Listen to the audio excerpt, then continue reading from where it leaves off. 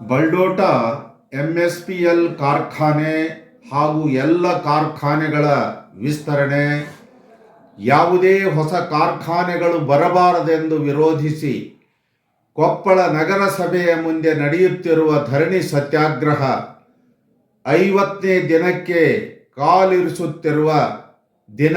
ಅಂದರೆ ಇದೇ ಶುಕ್ರವಾರ 19/12/25 ಬೆಂಗಳೂರಿನ ಪರಿಸರಕ್ಕಾಗಿ ನಾವು ಸಂಘಟನೆಯ ಅಧ್ಯಕ್ಷರಾದ ಮಾಜಿ ಶಾಸಕರಾದ ಶ್ರೀ ಎ.ಟಿ. ರಾಮಸ್ವಾಮಿ, ಅಥಣಿ ತಾಲೂಕಿನ ನೆಡಸೋಸಿ ಸ್ವಾಮಿಗಳು, ಕಪ್ಪತ್ತಗುಡ್ಡದ ನಂದಿವೇರಿ ಮಠದ ಶ್ರೀ ಶಿವಕುಮಾರ ಸ್ವಾಮಿಗಳು ಮುಂಜಾನೆ 11 ಗಂಟೆಗೆ ಧರಣಿ ಸ್ಥಳಕ್ಕೆ ಆಗಮಿಸಿ ಸಮಾವೇಶದಲ್ಲಿ ಪಾಲ್ಗೊಂಡು ಮಾತನಾಡಲಿದ್ದಾರೆ.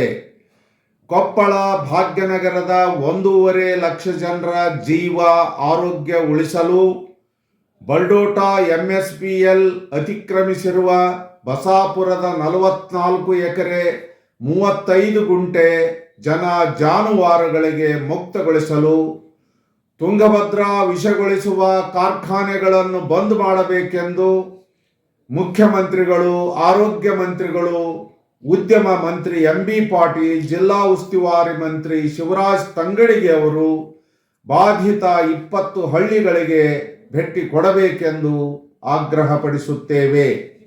ಗಿಣಿಗೇರಿ, ಕನಕಾಪುರ, ಬೇವಿನಹಳ್ಳಿ, ಹುಲಿಗಿ, ಅಲ್ಲಾನಗರ, ಹಿರೇಬಗನಾಳ್, ಕಾಸನಕಂಡಿ, ಚಿಕ್ಕಬಗನಾಳ್, ಲಾಚನಕೇರಿ, ಮೆಳ್ಳಿಕೇರಿ, ಮುಂಡರಗಿ, ಹ್ಯಾಟಿ, ಕುಣಿಕೇರಿ ತಾಂಡ, ಹಾಲುವರ್ತಿ, ಬೆಳವಿನಾಳ್ ಮುಂತಾದ 20 ಬಾಧಿತ ಗ್ರಾಮಗಳಿಗೆ ಮುಖ್ಯಮಂತ್ರಿಗಳು ಖುದ್ದು ಭೇಟಿ ಕೊಡಲಿ.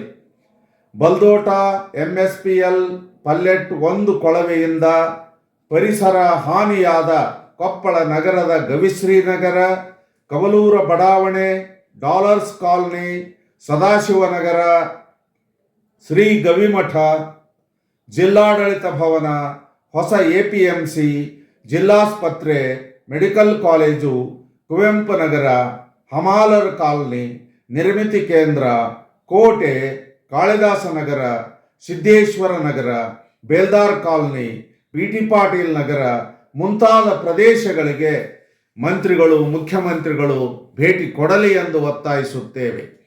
ನಗರದ ಜನರು, ಗ್ರಾಮಗಳ ರೈತರು ಸಮಾವೇಶದಲ್ಲಿ ಭಾಗವಹಿಸಬೇಕೆಂದು ಜಂಟಿ ಕ್ರಿಯಾ ವೇದಿಕೆ ವಿನಂತಿಸುತ್ತದೆ.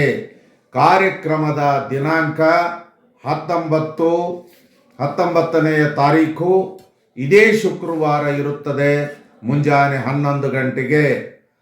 ಎಲ್ಲರಿಗೂ ಕೂಡ ವಂದನೆ, ಎಲ್ಲರಿಗೂ ಸ್ವಾಗತ.